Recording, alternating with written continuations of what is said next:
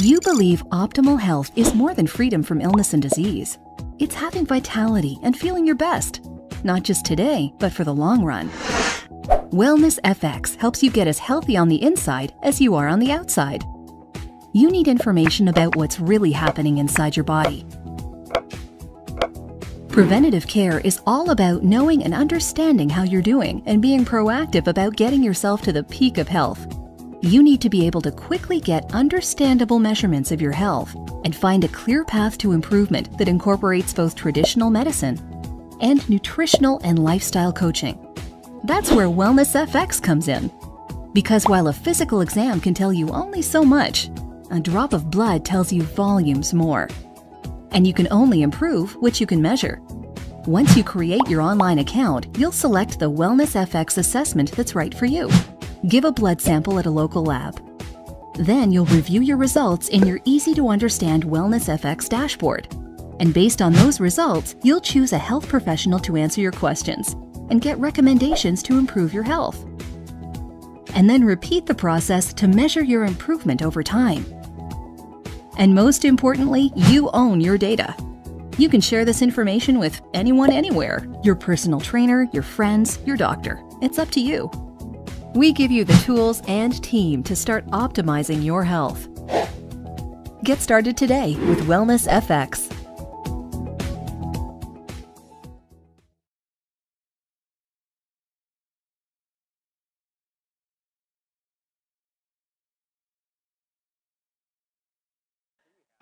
Thank you. I had a little bit tree envy beforehand, so as you can see, we did a little pale imitation of Ashley's tree.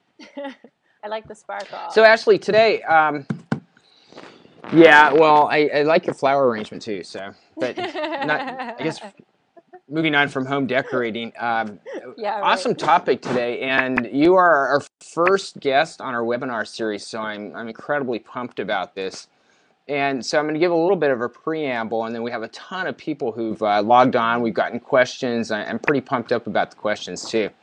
So I've had this idea and this kind of basic philosophy I've carried around for years, which is that the 20th century was a mass-produced, one-size-fits-all time. And with respect to nutrition and health, this kind of was the same as well.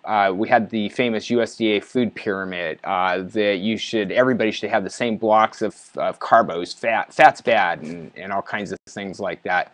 The list goes on. However, changes around us. And the 21st century, our century, is one that really recognizes that we have unique biology and nutrition. And figuring this out is going to have profound implications for your health as well as healthy longevity. And the big question for all of us is how to think about these issues and think about personalized health and nutrition. So today, I think this is awesome that you're here because you just wrote this awesome book, and I'm using awesome a lot, but that's the best thing I can think about. And we're going to be talking about a lot of things: elusive carbohydrate, what to eat, how to measure yourself, how to look and feel and perform your best, and become an active participant in your health. So my lead-in question for you is, in the past, it was all about talk to your doctor, guess about what to do about nutrition and exercise. Why? You went through a personal journey in putting your thoughts together for your book, and why is this no longer a workable solution, and what's really been changing? So every time I go to my doctor, I'll ask for tips and tricks to get healthier, and they'll look at me and they'll look at how much time they have, and they'll say, hey, you're fine. And for somebody who really wants to optimize their health and be really healthy and avoid sickness altogether, good is not good enough for me. I want to be superb in my health and what I'm doing and the things that I'm doing to be proactive about it. So I really reached out to a whole new community to help me figure out when I was being healthy and how to be more healthy.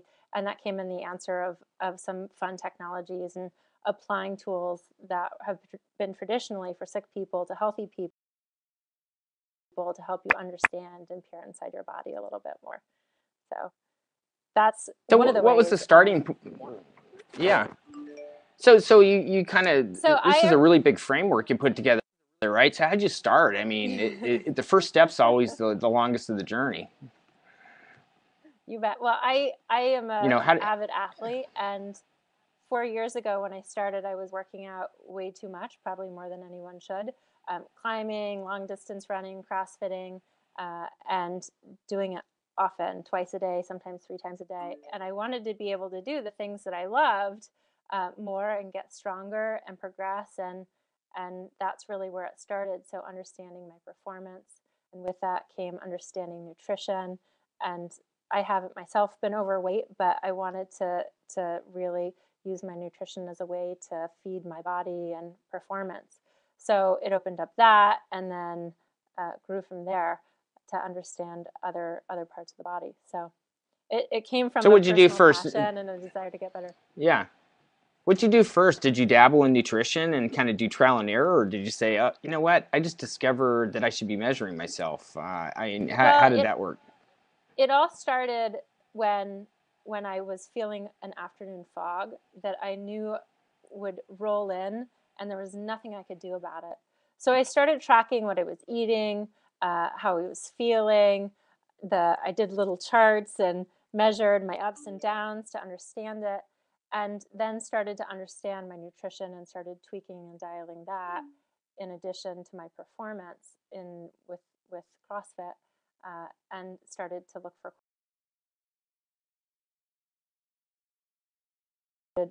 doing basically whatever I thought was interesting, so, and fun and helpful and insightful. So But you still put together a framework ultimately. So what was the first big building block? Did you have this aha moment about, wow, I should really look at inflammation, or it's my hormones, or what'd you really start fastening on? well, I knew that the traditional framework was failing me. So the calories in, calories out framework was useless. When I worked out more and I ate less, I didn't lose weight, I gained weight, and I felt worse. So just understanding that that traditional framework is busted allowed me to break the paradigm and say, well, if it's not calories in, calories out, what are the different inputs that really matter? So food, hormones, inflammation, and activity. And hormones, we talk a lot about food and activity, but we don't necessarily talk about hormones or inflammation. So a question I have for you then, this may seem pretty basic, because a lot of times when you live with a framework for a while, you assume everybody else knows this, but are you Right. really saying a calorie isn't a calorie? Yeah, a calorie is not a calorie. Seriously, it's kind of really, if you translate that as food is fuel, right? Yeah, the notion of food is fuel, the calorie was developed So tell us in, why calories aren't all created equal. well, it was a framework that was misappropriated to food in the human body. So originally, the notion of the calorie was designed to understand steam engines and how much energy wood versus coal versus steam. And then Wilbur Olburn applied it to food several decades later in thinking, well, bodies are like machines, and so let's use the notion of the calorie. And so he made this calorimeter that combusted food and would measure the output of that. But our bellies aren't incinerators, so the framework really fell short. And so when we look at when food enters our body and what happens after food enters our body, it's much more complicated than just food being burned up in an incinerator, and affects different systems. You know, it'll turn on your fat storing system or turn off your fat storing system. Food can actually make you hungrier, or it can satisfy you and satiate you. Food can give you steady energy, or it can give you big crazy rises in energy and dips in energy. So it's more complicated than just burning food in a combustion tank. So for So let's example, dive into carbs. yeah. Yeah, So good carbs, carbs bad are, carbs. yeah, so calories are not created equal, and you have three different macronutrient categories. You have carbohydrates, fat, and you have protein. And so carbohydrates are taken in your system and they're broken down into glucose. And the process of breaking down depends on, you know, how complex a food is. So something like broccoli is really complex. and gets broken down really slowly. Something like juice explodes in your system. So it's basically absorbed into your bloodstream immediately. So So you're when you saying think juice of isn't juice is not healthy? Are you saying juice is not healthy? juice is not healthy at all, ever. Kids, no juice. Orange juice? Parents, no kids, no juice. That's juice. Juice is a absolute carpool lane in the fast track to diabetes. so Yes. so moderate. So Completely agree carbohydrates with are you on about that. how Yeah. quickly they're broken down, and usually stuff that's made by nature is much better for you than things that have been refined and processed and extruded from tubes into shapes and colors and designed to be delicious. So Well, and it's interesting is going to the processed food and just the way the composition of the foods come in, and the example of fruit juice, for example, what converts it to a bad food from something that maybe wasn't as bad before is that you stripped away all the fiber and the things yeah, that made it kind of slowly uptake by the body. Isn't that right. true? Yeah, absolutely. So when we talk about carbohydrates, I think that the quality of your carbohydrate really matters. And this is particularly where the calories in, calories out subject matter is really important because, eating a diet of purely Twinkies is uh, that's low calorie can be really detrimental for your health. Obviously, it seems obvious compared to eating that amount of broccoli. So So it's just periodically we'll get questions in, and so I have one from Alex C. He has here, he posits, what about making your own juices and mixed smoothies? I think that juices and smoothies are delicious and a treat, and you should treat them as such. So Dessert? yeah, a dessert or a special weekend treat, but having them every morning is a lot on your system. So when you think about juices, if you don't believe me, you can go test it yourself. So take a juice, uh, uh, track for a couple of days how you feel afterwards. What's your energy like? Does it go up? Does it go down? When does it go up? When does it go down? How do you feel? And that sort of thing. So test it yourself How and about tweet it. juices from vegetables? Uh, How I, about juices from vegetables, you I, know? I think it's the same thing. So you want to be Hmm. as close to the food source as possible, as whole as your food source. If you're doing it for fun Right, and and again, you're it taking should be away the fiber. delicious.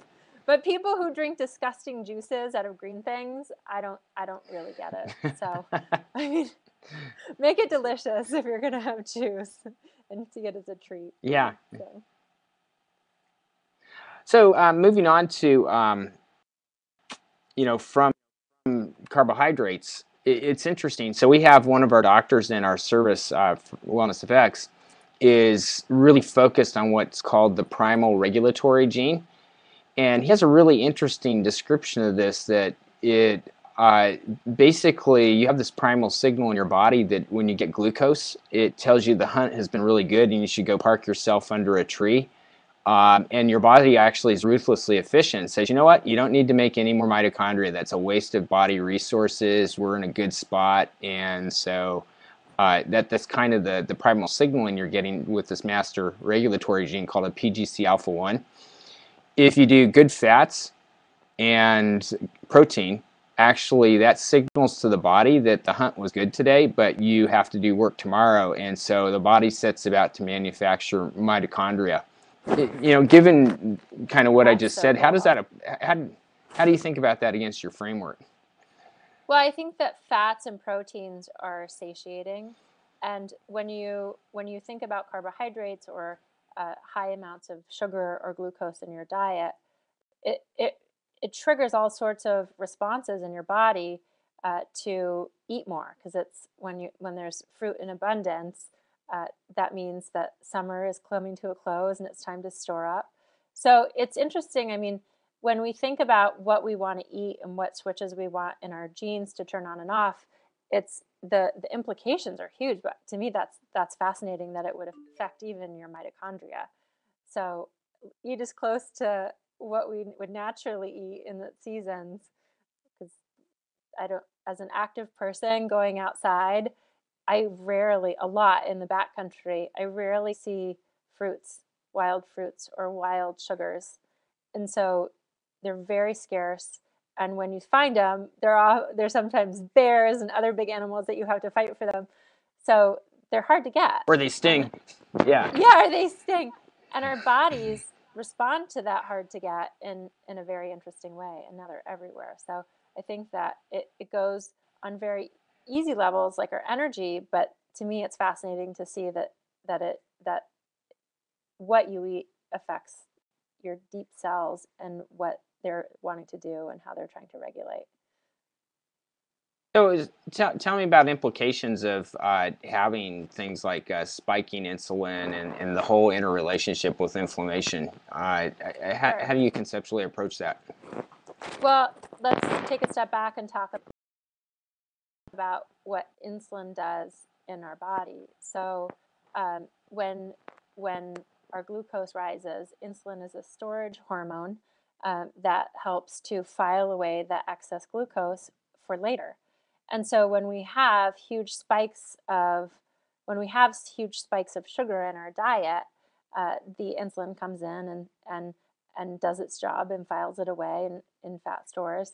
And oftentimes you'll see you'll have a big rise, and then insulin kind of comes in and goes down, pushes it down, sometimes below base level. And you want a diet that is very consistent in your energy level throughout the day. And foods that do that are fats and proteins, and carbohydrates, especially poor carbohydrates, are the ones that cause these roller coasters of the body filing and doing too good of a job, and so then it gets hungry shortly after, Yeah. and that sort of thing. So and then there's an interrelationship with oxidative stress and insulin then as well. Yeah. I mean, our body is the system, and what we do affects the system. What you do in one area affects the system in another area. So when you eat carbohydrates, you have a response in your hormones, in your insulin, leptin, which is the storage which is the hormone that controls adrenaline, which is the hormone Sure, go ahead. I have a question from Catspaw. You mentioned that insulin shuttles glucose into fat cells, but doesn't insulin, specifically capital GLUT, using insulin, also shuttle glucose into muscle cells? Yeah, so what you're asking is, if I understand, is insulin can be good. And you want sugar to go in your muscle cells, because that is what fuels energy. It fuels quick snaps of the muscle and performance. The problem is those banks in the muscle cells are finite, and so once they're full, that extra glucose that needs to be filed away goes into fat cells. So it's not bad that you have energy going into your cells. You just want to limit the type of energy that's going, or the amount of energy that's going into your fat cells, and consistently. So when your muscle cells are full, it goes into fat, and I personally want to avoid that. But you can train your body to use those fat cells as a great repository for energy. But that means the flow of energy through those cells has to be coming in and coming out and coming in and coming out, and that's a very dynamic process, and it's hard to get to. And if you have a diet that's mostly carbohydrate based or has lots of bad carbohydrates, there's so much energy, excess energy, that the cells aren't required to pull from the fat cells.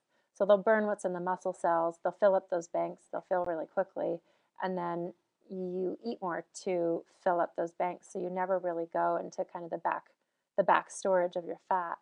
And an optimal system uses that fat as kind of the flux capacitor. So you have it in your muscles, and you know, if you're somebody like me who loves endurance stuff, will use it.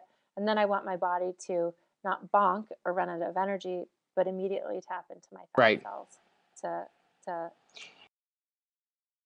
Didn't somebody winning the up, Western States race this year? Yeah.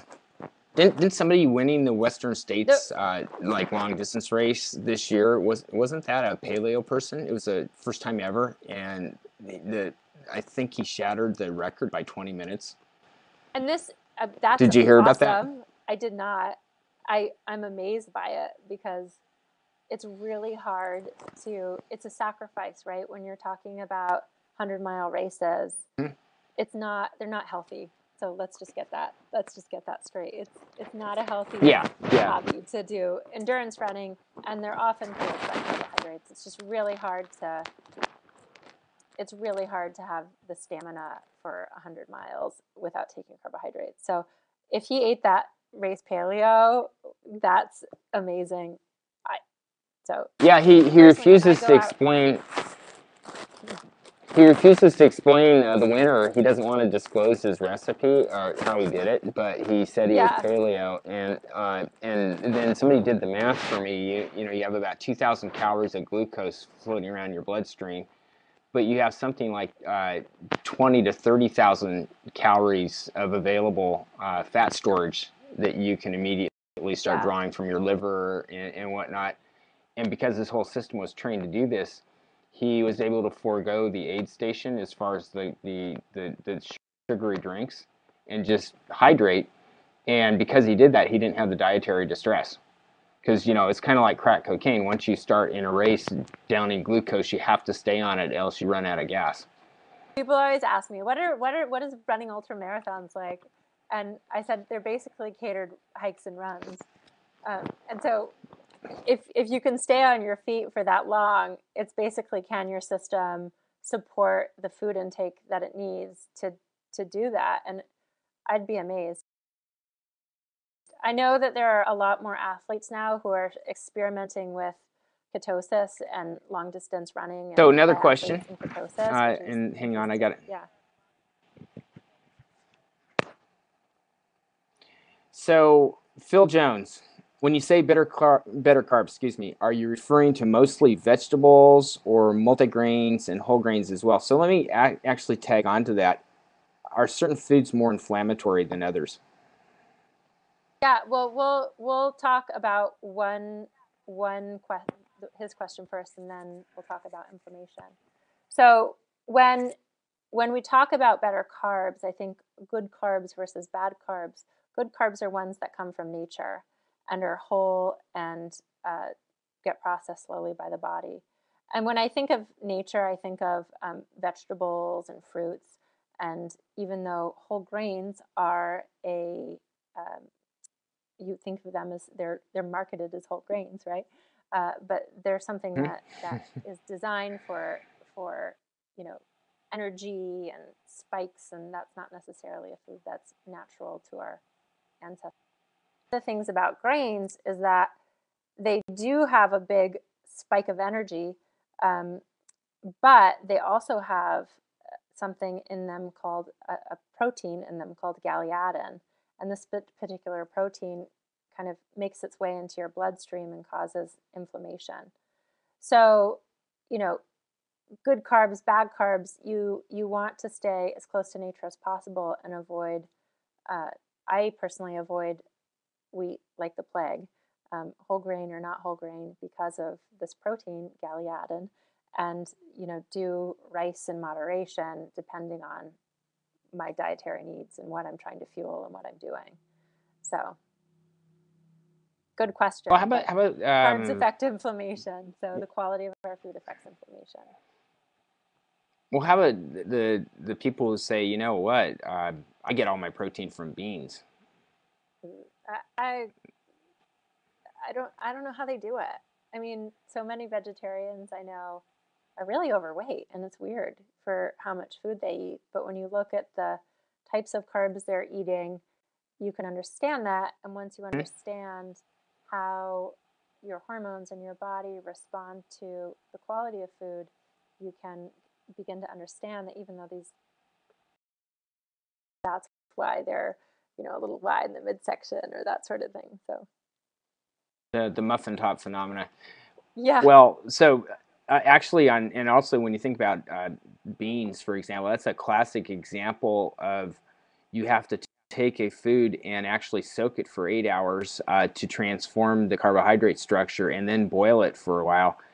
And then beans in particular have something inflammatory, which are lectin in them. Yeah.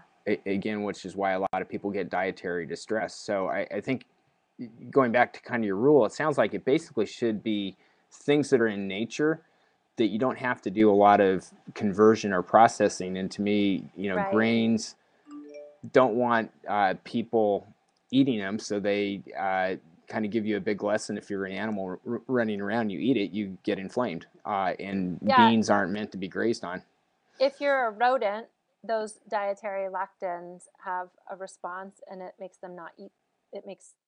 It's the plant's defense mechanism so that small animals don't eat them.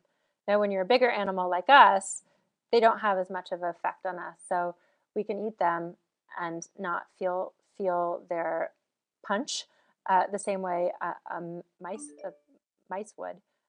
But they do cause low-grade inflammation in the body. So a lot of beans are better when you cook them, and those harmful lectins are destroyed when you cook them. But in general, I would recommend trying to keep that stuff to a minimum. If you So, focus on question real here. foods, meats, vegetables, that sort of thing. Yeah.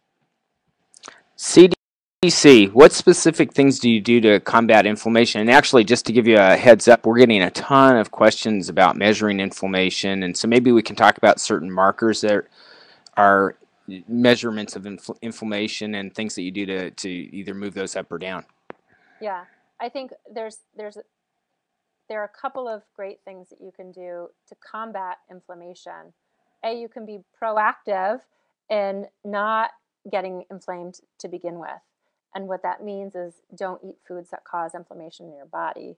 Or you can try to, traditional wisdom says, eat goji berries or eat pomegranates. They're low inflammation, or they're anti-inflammatory foods. But that's the wrong way to think about it, because you want to solve the inflammation problem before it stops by eating foods that don't cause inflammation to begin with. So eating a diet that doesn't have wheat in it is most important, and then going down through the ranks and cleaning it up based on your needs and that sort of thing. But staying away from wheat altogether is the smartest thing that you can do. It's fine every once in a while, but hey, it's a bad thing. The other thing to think about in terms of inflammation is activity. So you don't want to be causing too much inflammation in your activity. And if you're working out all the time and breaking down muscles and really going at it super strong, or running for a bazillion miles, these are all things that cause low-grade inflation in the body. So. Right. And actually recovery. Yeah. So yeah, go ahead. I'd like to just talk about what inflammation is and why we should care about it really quickly, if that's okay. So when we yeah, actually, I'd love to. So inflammation yeah, go ahead. in the body, when people think about inflammation, they think of acute inflammation. And inflammation is a process of the body that it goes through to heal. So acute inflammation is like, hey, I broke my ankle, it's swollen, or I have a cut and it's puffy and red, and that's acute inflammation. And what we really need to care about is chronic and systemic inflammation. So inflammation itself isn't bad. It's a healing process of the body. But it's that low-grade inflammation that happens, in our gut when we eat bad foods. We let bad things into our bloodstream, or let's talk about Galiadin. It kind of sneaks through our gut and into our bloodstream, and then the body's like, oh wait, we have this enemy invader, let's get inflamed to fight it. And then all of a sudden you have all this inflammation, systemic inflammation in your body. So, and that causes your body to be fighting battles on multiple fronts. So instead of healing, doing kind of like the background processing of healing and going through, it's like, in case, you know, if I'm doing well, I go through this checklist so I'm even better. It has to be on its defenses, and it's fighting all over your body, and it's that inflammation that can really lead to weight gain and lack of performance and all these things that we don't want. So it's inflammation itself isn't bad. It's systemic inflammation in our body, specifically caused by diet, that we need to be very, very careful of. And once you get it under control, you can see all sorts of great benefits and of, you know, losing weight, more energy. Your appetite is regulated better. So it's an important metric. So there's several often. Right. How do you measure inflammation, systemic inflammation? Well, Giving you a leading question you should there. be the one talking about how you measure Well, I inflammation. know, but you're on. All right. What is Okay, so WellnessFX do? Well, you know, we have up to 5 markers we measure. The kind of baseline one that is the granddaddy of them all is HSCRP, which is, you know, fabulous means of measurement, and it seems to react to all kinds of external forces that come into the body. Whether you're not getting enough vitamin D, your inflammation will spike as far as CRP. If you're getting too many inflammatory foods, you'll see that go up if you've been sick. So that's a really good general purpose marker, and it's fairly inexpensive. Homocysteine is an interesting one. About 40% of Americans actually don't process B vitamins efficiently. And so the recommended levels for most people don't apply to those folks. They need to be up to even 5-10 times as much. I actually happen to have that genetic subtype. So there's each inflammatory marker tells you a lot different. Which ones do you look at, or how do you approach that? Sorry, I was reading the comments at the bottom. It's fascinating. Oh, okay, yeah, I'm doing that too. It's just so the audience knows, Ashley and I are actually experimenting with this medium. So, yeah, I know. So what you're saying is fascinating. I'm kind of worried that my eyes are on the right spot too. Yeah. It's definitely, it's like a dashboard of information going by. But yeah, I think having multiple factors, multiple ways to chart inflammation is important. You know, some of the ones that I've been using are a little bit wonky because you will get a reading and your inflammation will be off the chart. You bumped your ankle and your ankle's busted and your body's trying to fix that. So they're not. It's something that is trickier for me to measure. But that's why I love that you have multiple blood markers to look at it, because it's a great thing to look at. And yeah, it's one of those. It's interesting too. Yeah. It's interesting. Yeah, there are going to be 5 of them. There's 5 we look at now, and we talk to labs a lot, and there's a bazillion of them on the horizon that are going to come down in cost, and each one has a little bit different signal of what's going on within you. Yeah. So it should be pretty interesting in the next few years. And I would imagine as things like irritable bowel is a disease that's coming out with or diagnosis. I don't know if it's a disease, but a diagnosis. Is it a disease? A disease that is coming out with drugs now. I would imagine that there will be better markers to help understand the inflammation in your gut and what's happening in your gut and that sort of thing. So let's switch over to fats. So fats, are they demons or good guys, or you know, different kinds of fats? Or, you know, let's talk about our friend the fat. Let's talk about fat. I love fat. Fat, yeah. You know, butter, fat in the right places. Steak with some foie gras. You know, anatomy parts. So there's a lot of good things about fat. There are 2 main fuel sources for the body: glucose and ketones. When carbohydrates are broken down, they're broken down into glucose, and glucose is kind of the fast-acting fuel. When fats are broken down, they produce ketones. And ketones are actually the preferred energy source for our body. So our brain works better when we have a diet that runs off ketones instead of glucose. And so there's so many benefits of fat. They're delicious. they're so good. Full fat yogurt, non-fat yogurt, full fat milk, or in my case, I just drink straight whipping cream versus milk. It's delicious. Two, it's a great energy source and fuel for the body. When you have a diet that's low in carbohydrate, that fat's going to either A, fuel your muscles and perform the needs in your body, or B, it'll get eliminated from the system. So you won't store that extra fat if you don't have the insulin shuttling it into the cells, or the high levels of insulin shuttling it into the cells. So you're getting a diet that has, when you have fat, it slows down the absorption of other foods, proteins and carbohydrates. So it's delicious. It slows down the absorption of foods into your system, and it's a great energy source. So when I go out on big runs now, instead of bringing goo, I'll bring a package of cream cheese and eat cream cheese, because your body wants to, the breakdown of those fats is really beneficial. So to me, one of the saddest things now is going into grocery stores and nobody has full fat anything. Somebody drugged me into a yogurt shop and I had to get something, and they didn't have any full fat yogurts, frozen yogurts, and all they had was it was ridiculous. It was all low fat, non-fat, gluten-free. I don't know why they would say gluten-free frozen yogurt, but gluten-free, whatever free. And I'm like, wow, you just stripped everything of everything good and awesome. Right.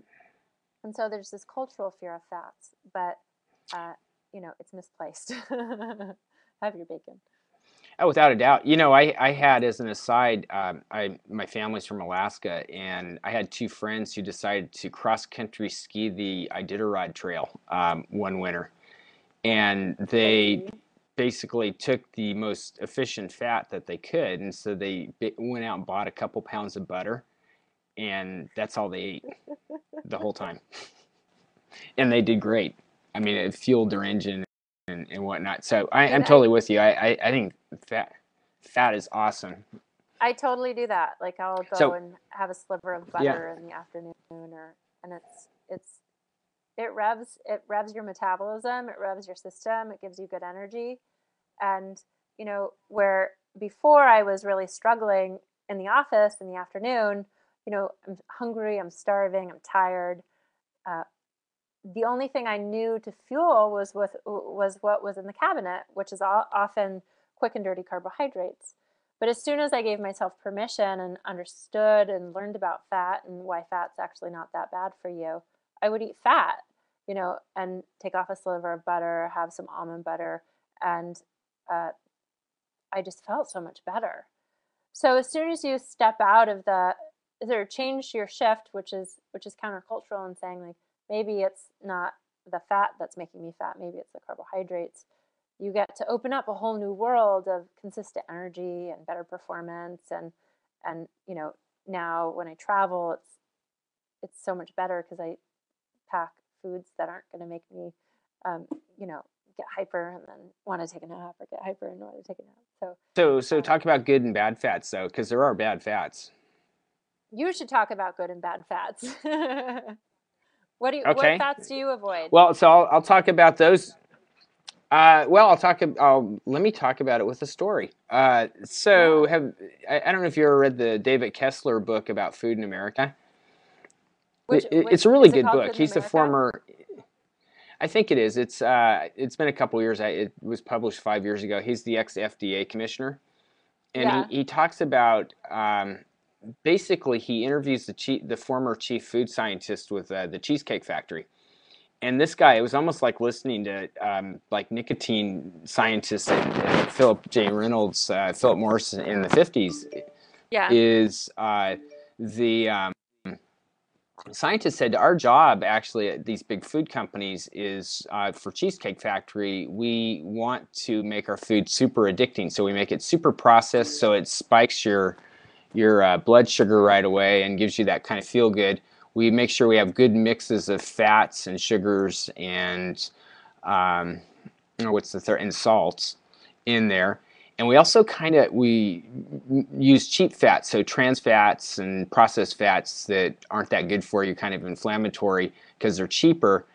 As well, the food wasn't that nutritious, so you could eat a huge meal. We had huge portions, but our customers come back all the time, and they do obesity ratings by restaurants, and I think Cheesecake Factory is way up there. That's hilarious. So the good fat, bad fat, I would say good fats. We've gotten some great input from our audience here. PJC says, I've increased the good fats in my diet, avocados, nuts, butter, cheese, and have less fat on my body. Yeah. Great. I mean, trans fat's bad. Yeah. I think that avoiding anything fried. So there's a great book about fats that heal and fats that kill.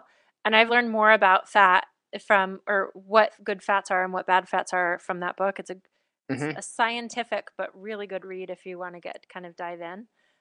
Avoiding things that have been understanding the scientific properties of fat. So cooking in olive oil maybe not be the best thing because that fat becomes low unstable temperature at high levels. It should be for salads and things like that, and finding fats that are more stable. So, it depends on the quality and what you're using a particular oil for or fat for. And then staying away from things that are fried, just in general. I'm a total sucker for sweet potato fries or French fries. And so it's hard for me to say no because there's lots of things to say no to. But understanding that, fat has a tolerance and you should use fats for the right thing. So no sauteing in olive oil. Put it on salads and use palm oil or coconut oil, or depending on what flavor you want. Grapeseed oil. Use other things, or ghee or fat or lard. Lard's my personal. I think favorite. the other thing to look at in fats lard on everything. Yeah, lard's great. Oh yeah, I mean, I make stuff I for roasted a Thanksgiving, and people are like, "Why are these so amazing?" And you Yeah. can't tell them that it was made with lard because they wouldn't eat It's it. the fat. But they know they Yeah. can just No tell way. it's really delicious. So, But what else is interesting? There's two things: is figuring out the balance of omega-3s to 6s in the fats, and then secondly, so if you have a grain-fed steer, let's say that's producing butter, milk and butter, or not steer but a cow, get my sexes right. That's going to have a lot of omega-6s in it, whereas if it's a grass-fed animal, that butter would be heavily balanced to omega-3s. And so the omega-6s in fats are the pro-inflammatory versus the omega-3s. So looking at the quality of your fats and whether it was a happy animal or not, if you're getting animal fat, it is super important. Yeah, that ratio is completely out of whack in our diet. And our bodies are set to work optimally at a certain ratio of omega-6s and omega-3s. And our diet is so overblown with omega-6s that we're not really firing on go. And so thinking about how do you up levels of omega-3s in your diet, the majority of the meat I eat is all wild, and the fish I eat is wild. Because I'm a hunter and fisher, I can do that without I can do that. And then the eggs I get, I always spend a couple of extra bucks and have the chicken eggs that are fed omega-3s, and that's really helpful too to help that ratio. So finding lots of ways to kind of recalibrate that ratio is really helpful, in doing it wherever you can. Oftentimes that's not through stuff that says like high in omega-3s, like pomegranates, or go for your main sources and tweak from there. Yeah. So one question is what's the deal with brown fat? And then we'll get what is off of brown fat after fat? that one. So brown fat is actually, when you exercise a lot, you actually proliferate mitochondria in your tissue. Ooh. And so when you measure people who have high levels of what they call brown fat, that's actually healthy because it's interesting. There's a significant body of anti-aging research that says that your mitochondria trigger your aging cascade, and they actually think they may be kind of networked a bit in that when a certain number of mitochondria die, they send out a panic signal, and that kind of triggers, kind of senescence and death. Right. And so, still kind of leading edge stuff, but actually measuring the amount of mitochondria as they proliferate in your fat and all that, the healthier you are and the more you exercise, you'll have your fat speckled with mitochondria. So Alex C., good question there. Yeah. Best way to measure risk for Ask heart Jim. disease. We're getting a bunch of questions. Well, we're a team, Ashley. Woo! Best way to measure risk for heart disease. Yeah, go team. Getting a bunch of questions about that. So you want to tackle that one or me? Oh, we can tag team it like a good team would. All right. So All right, go heart first. disease, I mean, High five. most people think about heart disease as high cholesterol or that sort of, or looking at their cholesterol, and that's just one of the biggest health myths that is being pushed forward by doctors and drug companies. And cholesterol is a good thing in your body. It's a vital part of our system, and we want lots of good cholesterol in our system. And what we need to do is care about the quality of our cholesterol, and that we have good HDL and the good type of LDL, not the bad type of LDL. And when one of the things when people get put on statins is statins are actually help inflammation. So when people talk about the good parts of the benefits of statins, it's that it's also helping inflammation in our body. So we want to make sure to be healthy and to avoid heart disease. We want to make sure we have lots of good cholesterol, HDL, LDL, uh, and then low bad LDL, and then low levels of inflammation in our body, and as low as you can go triglycerides. So triglycerides are the way in which our body stores fat, and you can measure it specifically, so you can understand how much fat storage your body's doing by looking at your triglyceride level. And so, you want to care about the ratios between your triglycerides and your LDL as the most useful marker in understanding heart disease. So for me, my cholesterol is about 220, which is pretty high if my doctor's looking at it. But my HDL, my good cholesterol, is off the charts, and my triglycerides are so low, and so that's a really good thing. So be careful, educate yourself when it comes to heart disease, and learn the new science, and really be careful before somebody puts you on statins or tries to sell you a drug that you're going to have to be on. You can make changes in your cholesterol immediately within a couple of days with a diet that is devoid of bad carbohydrates. And if you clean up your diet, your cholesterol will be good and fine, and you can avoid heart disease. So add what I'm missing, Jim. Okay. Well, so it's funny. I get tested every 4 months because that's kind of my what my company does. So I have to talk about Right. how I test myself.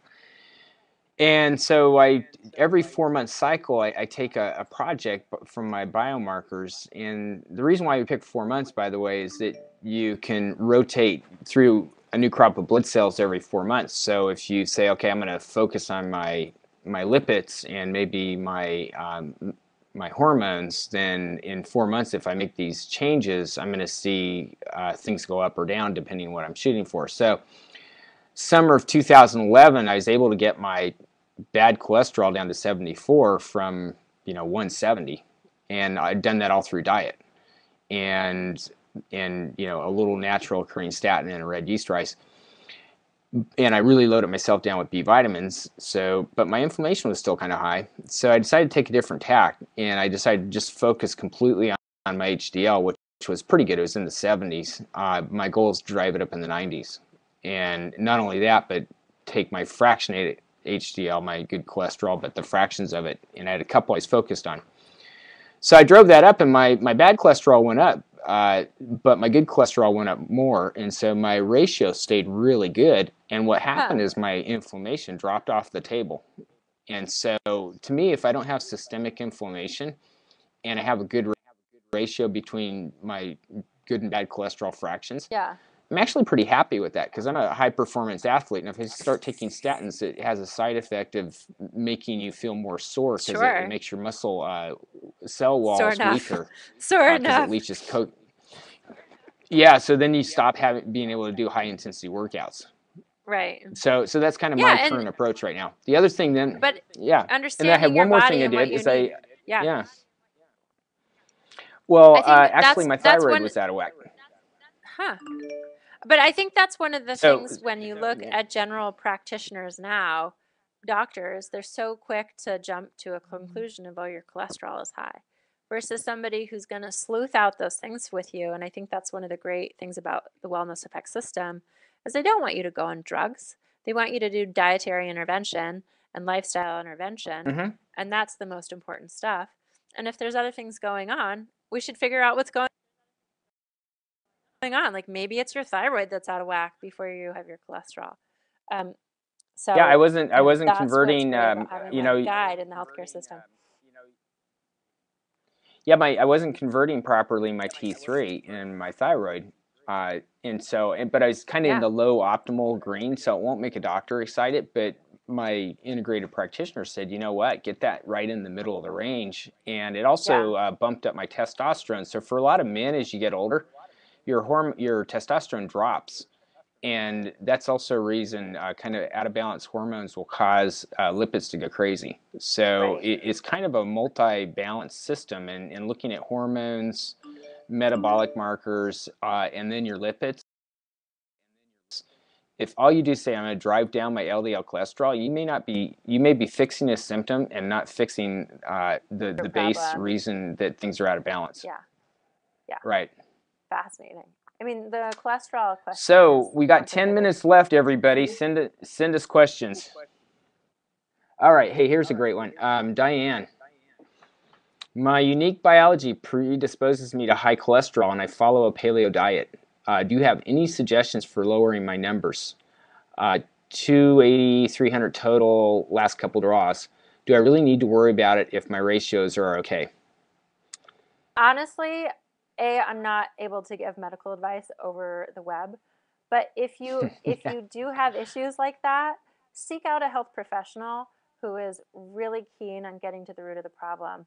I saw a fantastic talk by Chris Kresser about cholesterol from the PaleoFX last year. And if it's something that you're really worried about, go find a practitioner with him, get in his practice. He's great. And he'll help sleuth out some of that stuff that is harder and really dial. And then he has, he has a whole system that he brings people through. And, some of it is, hey, you probably just shouldn't care, move on if your diet's dialed. And some of it's, hey, let's understand like the conversion of T3 and fix, systemic issues. So find a good practitioner who isn't going to put you on drugs, but wants to get to the root of the problem, and then work with them to really understand your biology and your history and how your history plays an effect. But, that's all we can do is control the things we can control and Diane, find great guides to the system. Diane, great question. Let me add my 2 cents because I'm actually kind of in your tribe. If we're already around spear checking paleos, right? I'm exercising like crazy. I eat really clean. I don't eat pro-inflammatory foods and whatnot. And so I need to figure out what I have going on. So a couple things that will cause numbers to go up. I get really good results when I overdo it on B vitamins, and you can either do that with supplements, or the other thing is eat a ton of kale and collards and things like that, because what happens is they reside in your large intestine and they're hard to digest. And so to break them down, your body actually creates a number of big, complex, large chain B complex vitamins, and they're super good for you. So you can just almost within a space of a couple months see your B vitamin levels in your blood change if you overdose on kale and collards and greens like that. And it's good for you anyway. It slows down absorption of other foods. Secondly, make sure your thyroid ratios are great, and get a deep dive thyroid panel, not just TSH, but more than that, and kind of eliminate that as being a cause or not.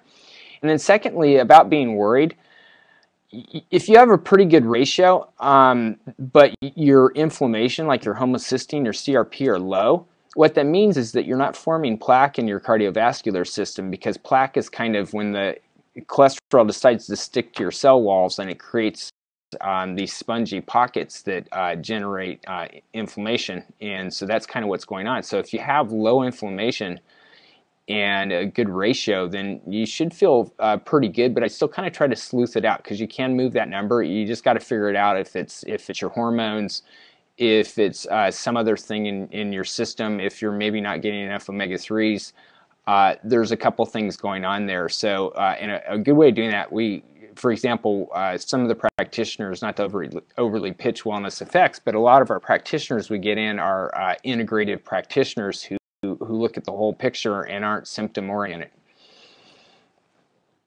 Let's see here. More questions, guys. We have, I think, about 5 minutes, so we'll take a couple great questions, and we're happy. Let's see, one more question actually.